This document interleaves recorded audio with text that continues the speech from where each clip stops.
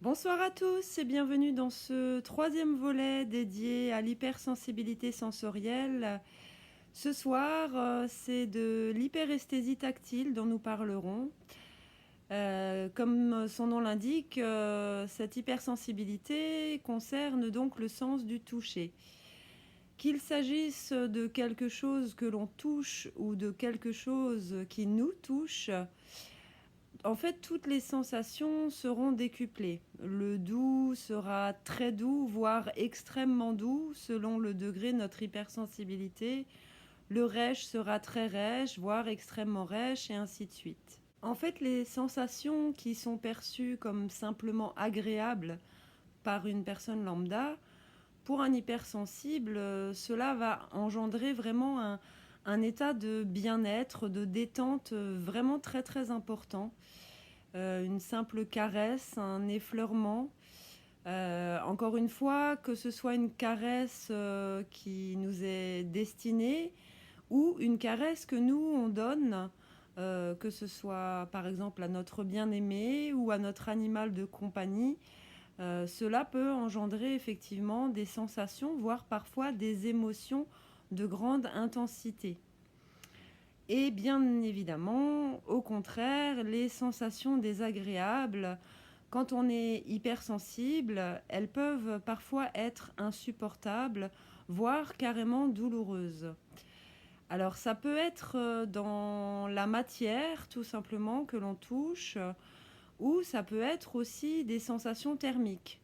Par exemple, moi je sais que j'ai beaucoup de mal depuis toujours à supporter l'eau froide et surtout très très froide en hiver quand les tuyaux sont gelés. Et j'ai beaucoup de difficultés à imaginer ces fameuses douches écossaises dont beaucoup de monde parle, pardon. Et enfin, pour moi, c'est juste inconcevable. J'ai déjà essayé. Alors, j'arrive à réduire la température, mais prendre une douche vraiment, vraiment froide, c'est juste impossible.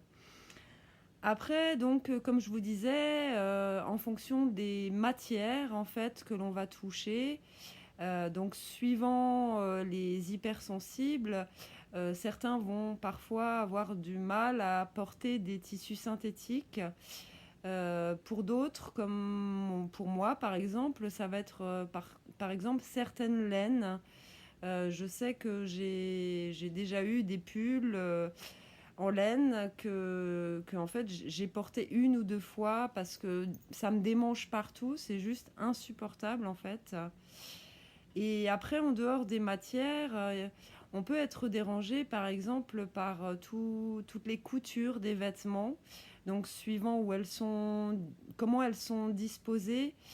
Disons quand on est debout, elles vont pas forcément nous gêner, mais dès qu'on veut s'installer, s'asseoir ou un petit peu s'avachir carrément dans le canapé, là on va être vite dérangé par les coutures, mais aussi par tous les plis en fait des vêtements.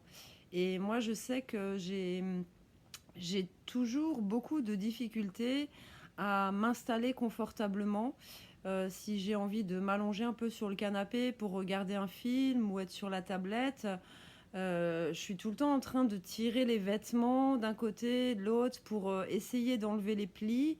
Alors au début, ils vont être juste un peu dérangeants. Et en fait, plus je vais m'installer dans la détente et plus je vais les sentir et plus ils vont devenir douloureux en fait. Et évidemment, plus il y a de couches de vêtements et plus le problème est important, plus la gêne est importante en fait.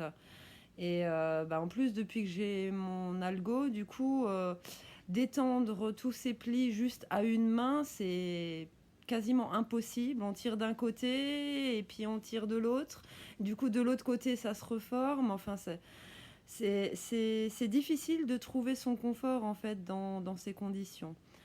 Après, alors oui, je parle des plis des vêtements, mais ça peut être aussi dans le lit, tout simplement. Je sais que si le draus, il a pas bien, il a bougé un peu dans la nuit.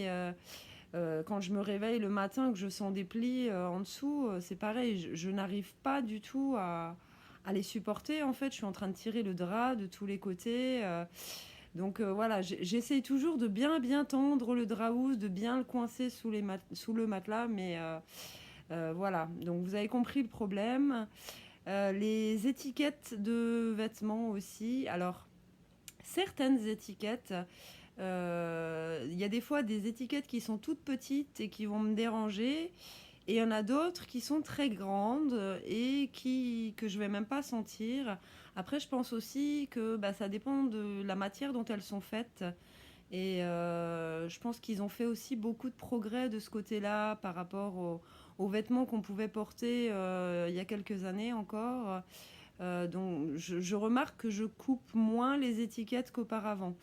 Disons en tout cas les étiquettes des t-shirts ou des débardeurs me dérangent moins. Après, je vais plutôt être gênée par l'étiquette qui arrive dans le haut du dos ou les étiquettes de slip aussi, par exemple.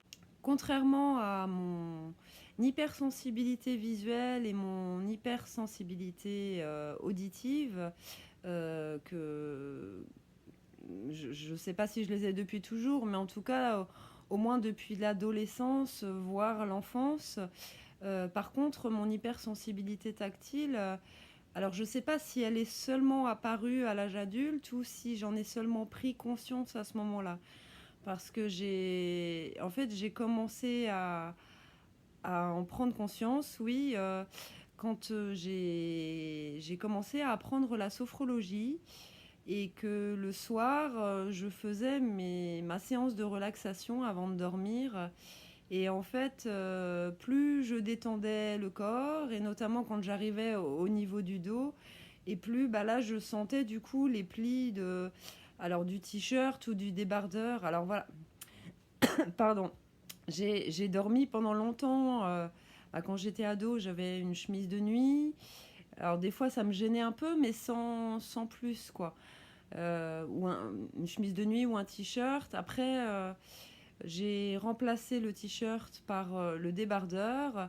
Et du coup, ben, même le débardeur, en fait, me gênait. Et quand je faisais mes séances de sophrologie, voilà, une fois que j'avais détendu le dos, j'étais obligée de recommencer parce qu'il fallait que je lève le bassin pour tendre tout le tissu pour enlever tous ces plis et recommencer du coup ma relaxation depuis le début, quoi. Donc voilà, je sais pas, comme dit, si c'est apparu seulement à l'âge adulte ou si c'est juste parce que la sophrologie m'a permis en fait de me mettre plus à l'écoute de mon corps, de mes sensations et du coup que bah, j'en ai pris conscience à ce moment-là. C'est fortement possible. En tout cas, maintenant, il n'y a plus ni t-shirt ni débardeur. Je dors en slip. J'ai simplifié les choses. Voilà, au moins, il n'y a plus de gêne pour dormir, hormis le drap s'il bouge, comme dit. Mais voilà, faut trouver notre confort comme on peut. Voilà. Après, c'est sûr, si je vais dormir chez quelqu'un, je mets quand même un débardeur. Mais bon, je vais en prendre un qui est bien moulant, quoi, pour limiter en fait le risque de pli, quoi. En tout cas, même si effectivement mes sensations tactiles peuvent être source de beaucoup d'inconfort, voire parfois de douleur, j'ai au moins la chance de pouvoir un peu contrebalancer tout ça, disons, par les sensations agréables. Donc ça peut être un câlin avec une amie ou un ami. C'est ce genre de gestes en fait de tendresse. Comme je suis très sensible au toucher, un enlacement, surtout quand c'est une personne proche, ça me procure vraiment des sensations qui sont très fortes et qui peuvent même parfois m'amener les larmes au bord des yeux. Et alors caresser ma minette aussi, hein, j'ai le fait de la caresser le soir avant de m'endormir, elle est toujours à côté de moi et en fait ça m'apporte vraiment une grande détente et voilà donc voilà, on peut trouver du réconfort par ces sensations, pas seulement par les contacts physiques que l'on reçoit, mais aussi ceux que l'on donne. Surtout que dans la main, il y a énormément de terminaisons nerveuses Et donc, les sensations sont vraiment perçues très très fortement en fait par la main. Les massages aussi, hein, c'est vrai que j'en ai pas parlé, je crois pas. Les massages, alors ça fait longtemps que je me suis pas faite masser, mais pendant un moment, c'est vrai que j'allais régulièrement me faire masser ça, enfin, je pars dans un état de détente très très rapidement ça me procure vraiment beaucoup. Enfin, il n'y a pas de mots en fait pour décrire vraiment les sensations que ça procure tellement c'est intense vraiment. Euh, voilà. Mais voilà, là où je voulais en venir, c'est que, voilà, je disais, j'ai au moins cette chance de pouvoir profiter des sensations agréables, ce qui n'est pas le cas de tous les hyperesthésiques tactiles. Il existe une hypersensibilité un peu particulière qui va générer en fait des douleurs par le biais de contacts, de stimuli qui normalement sont indolores. Donc par exemple, une caresse ou un simple effleurement, pour certaines personnes, en fait, ça va être générateur de douleur. Alors moi, ce n'est pas le cas de façon générale, on va dire, hormis dans mon bras atteint de l'algodystrophie, où là, effectivement, il y a une allodynie, ça fait partie de la pathologie. Et j'en ai parlé d'ailleurs dans ma vidéo algodystrophie, les extravagances du système nerveux. J'expliquais que parfois j'ai par exemple ma minette qui vient se mettre un petit peu contre ma main et elle n'est pas en contact direct, c'est juste le bout de ses poils en fait qui vient effleurer mes doigts. Enfin, même là, vous voyez, je fais ça déjà, ça me réveille des micro-douleurs, des micro-décharges électriques, des sensations vraiment pas agréables. Et quand Gribouille se met contre et qu'il y a juste le bout de ses poils qui m'effleure, en fait, c'est comme si c'était presque du papier de verre à moitié électrifié. Enfin, c'est vraiment des sensations désagréables qui, en plus, vont durer même une fois que j'ai retiré ma main, quoi. Et une mouche aussi qui va se poser sur ma main ces pattes, en fait, c'est comme si c'était des petites pointes. Enfin, c'est vraiment des sensations qui sont décuplées et du coup douloureuses. Mais bon, voilà, j'ai au moins cette chance, comme dit, que ça ne concerne que mon bras malade. Et encore maintenant, c'est juste la main. Même le frottement des tissus, c'est encore un peu douloureux, mais par rapport à avant, ça va nettement mieux. Mais voilà, il y a certains hypersensibles qui ressentent ça vraiment dans tout leur corps. Et du coup, pour qui c'est difficile d'avoir des rapports intimes avec leur partenaire, par exemple. Ou simplement une poignée de main voilà, d'un ami ou une accolade. Donc le moindre contact physique va être générateur de douleur. Voilà. Oui, un dernier point aussi, un avantage, on va dire, de cette hypersensibilité tactile, c'est que on est capable en fait de chercher un objet, je vais y arriver, un objet les yeux fermés. Euh, Moi, je sais que par exemple, dans mon sac, j'ai pas besoin de regarder pour chercher un objet, je mets la main, je plonge, je touille, et enfin, j'arrive assez rapidement, j'arrive à reconnaître rapidement en fait tous les objets qui sont présents dans mon sac. Et voilà, c'est pas forcément le cas de tout le monde. Voilà, je crois que j'ai fait le tour. J'espère que cette vidéo vous aura éclairé sur l'hypersensibilité tactile.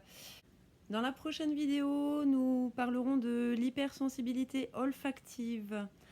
Voilà, je vous remercie infiniment de m'avoir écouté. Je vous souhaite une très belle soirée, une belle nuit, un très beau week-end aussi.